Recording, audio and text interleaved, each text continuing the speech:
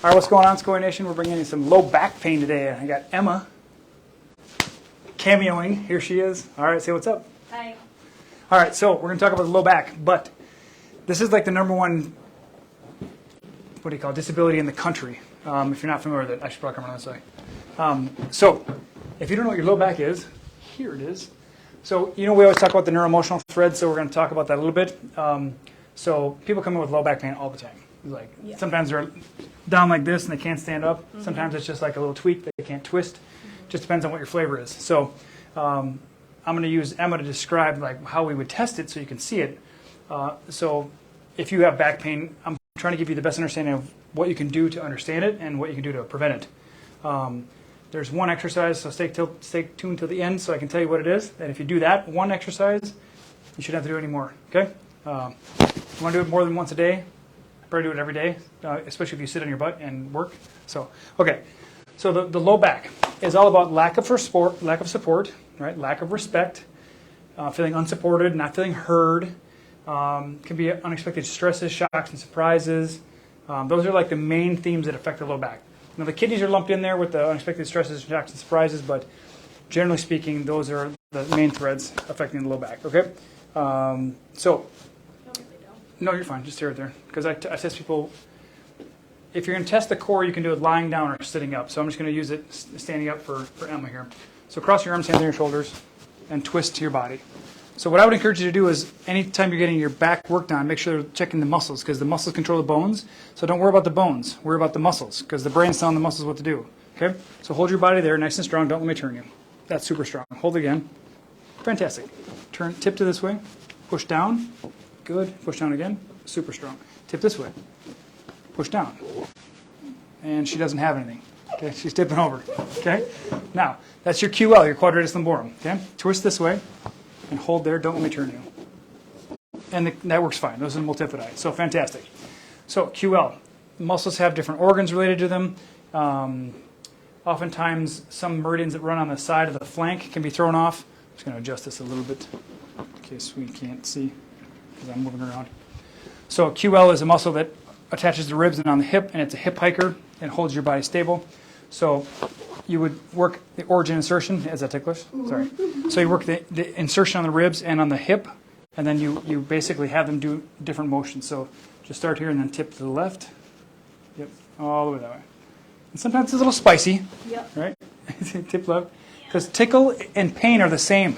Okay? So if you ever have a tickle, it's basically the same as pain. Okay? Now tip to the right, cross your arms, hands on your shoulders. Push down with your shoulder. There you go. See how strong that is? Way different.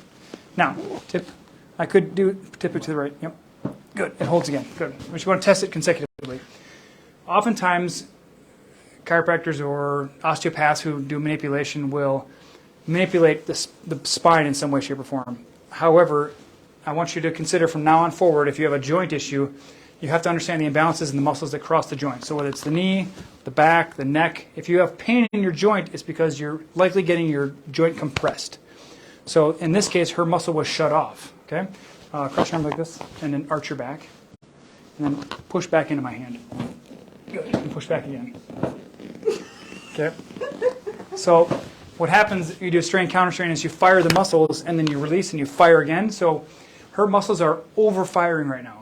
Like, so her QL was shut off, but she didn't know any of this. I didn't even know she had an issue. So it's just purely spontaneous. So she'd arch her back, and then as soon as she did that, her back would spasm, okay, without her knowing it. Neurologically, it's not like she's aware of it all the time. But this can be, she could potentially injure herself a lot without knowing it, because she could be doing about her way, like reach down and grab something, like, oh, and try to, and this. So when was the last time it happened? 6 weeks ago. All right, so tell the friends over here. Probably about 6 weeks ago. Okay, what were you doing? Totally benign, leaning down, grabbing something? Going down to grab something. Gotcha. So right now her muscles are really tight, okay? So if you stretch your feet out that way, yep, and I don't know how tight your hamstrings are. Yeah, okay, so lean forward. So you want to get the person in the longest position possible, okay? So these are the paraspinal muscles. They run from your tailbone to the base of your head. So you want them to tip down like this, and then you work the muscles, okay? So just push back toward me. You having fun yet? All right, now reach for your toes. Okay? And then do that again.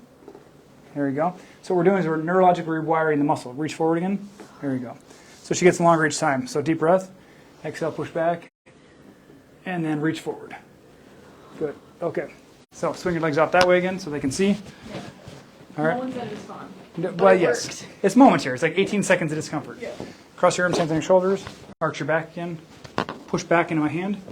Good. And then push back again. Now she's Teflon. I can't touch it, right? She's just strong as can be. Mm-hmm. So now she's got a solid core. Now she could actually go about her daily life without being potentially injured. Okay? So now we could go into the questioning of where are you feeling a lack of support, lack of respect, not feeling heard, feeling unsupported, unexpected shocks and surprises. Can't imagine. We'll save that for another day. But the point is, like, this stuff, judging by the chuckle, and she's like, I don't want to talk about that right now. You know it's relevant, right? And so every human being has some of these stresses. It's not like you're going to go out and if you have any of these, you're like, I'm going to blow up my back, right?